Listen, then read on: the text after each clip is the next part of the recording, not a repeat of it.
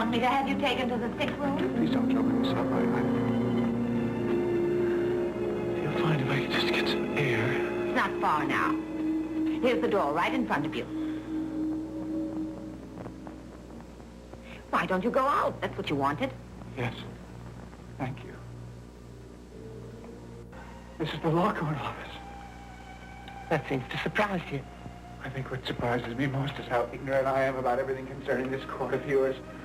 For it accused me, that's a mistake. He should never let himself be caught napping. Never for a minute let his eyes stray to the left. When for all he knows, a judge or somebody like that. And he's lurking a little bit to the right. Oh, you. I make you very uncomfortable, don't I? It distresses you to find me in your company. Yes, I've been told about that.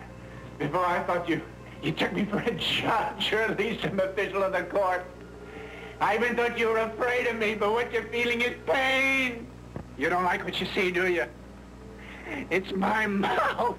You think you can tell from my mouth that I'm condemned, that I'm going to be found guilty? Guilty.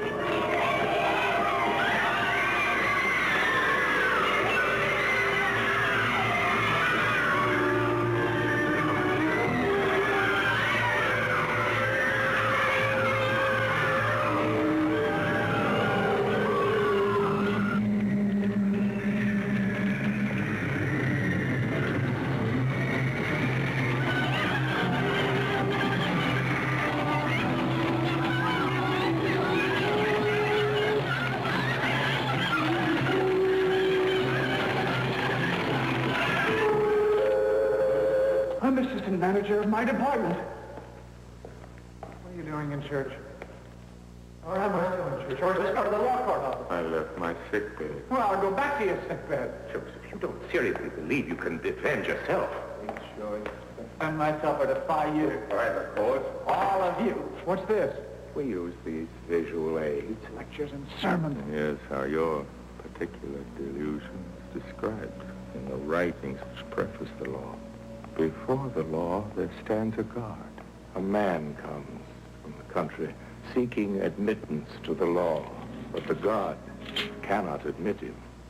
Can the man hope to enter at a later time? I've heard it before. We've all heard it. The man is dying of old age, still waiting there.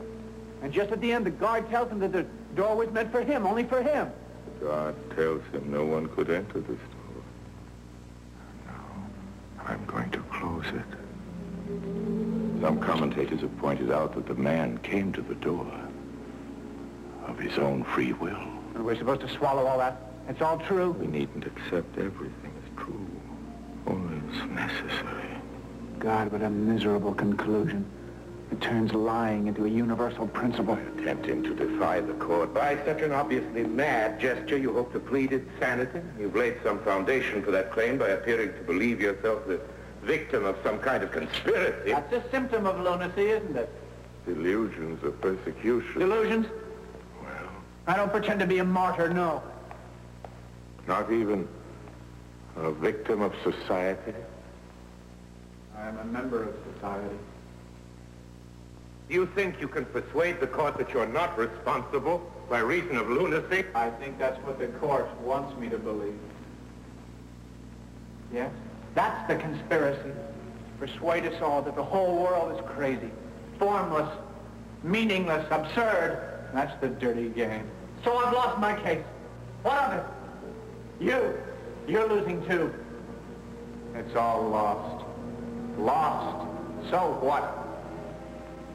Does that sentence the entire universe to lunacy?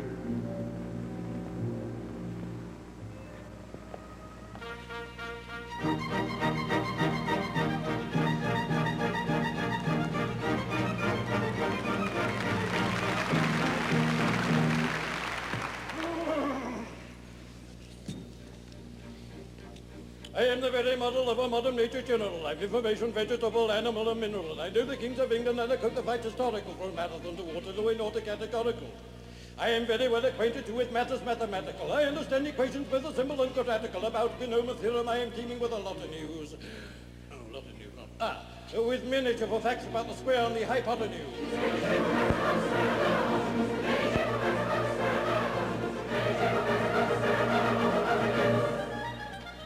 I am very good at integral and differential calculus. I know the scientific names of beings and calculus. In short, in matter, vegetable, animal, and mineral. I am the very model of a modern major general.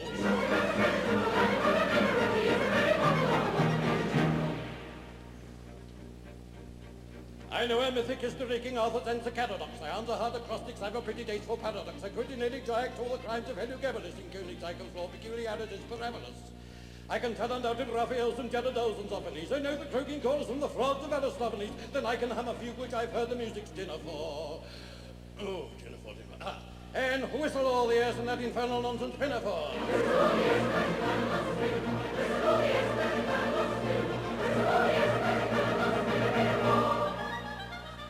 Then I can write a washing bill in Babylonic uniform and tell you every detail of Caractacus's uniform. In short, in matter, vegetable, animal, and mineral, I am the very model of a modern major general.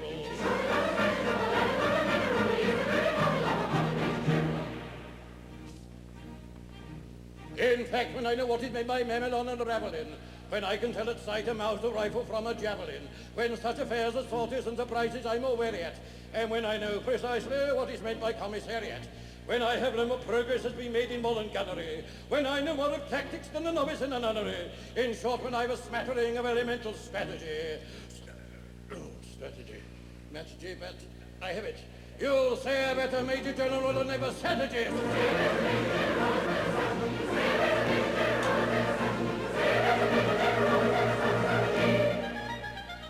For my military knowledge, I am plucky and adventuring, has only been put out at the beginning of the century, but still in matter, vegetable, animal, and mineral, I am the very model of a modern major general.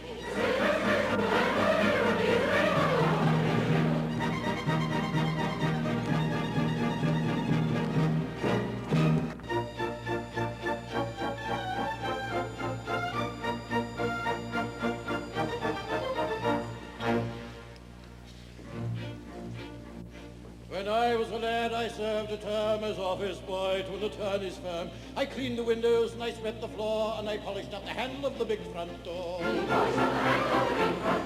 polished up that handle so carefully that now I'm the ruler of the Queen's Navy.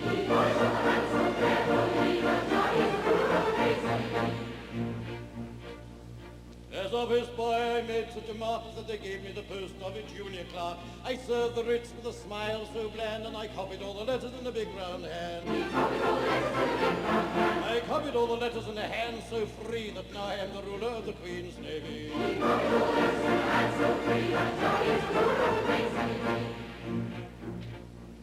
In serving writs, I made such a name that an article clerk I soon became. I wore clean collars and a brand new suit for the pass examination of the Institute.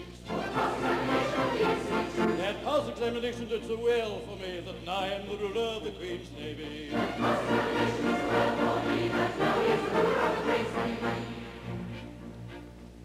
Of legal knowledge I acquired such a grip that they took me into the partnership, and that junior partnership, I ween, was the only ship I ever had seen.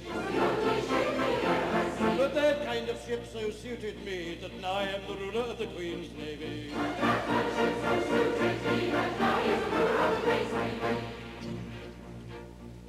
I grew so rich that I was sent by a pocket borough into Parliament.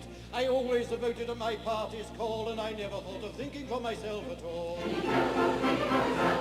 I thought so little, they rewarded me by making me the ruler of the Queen's Navy.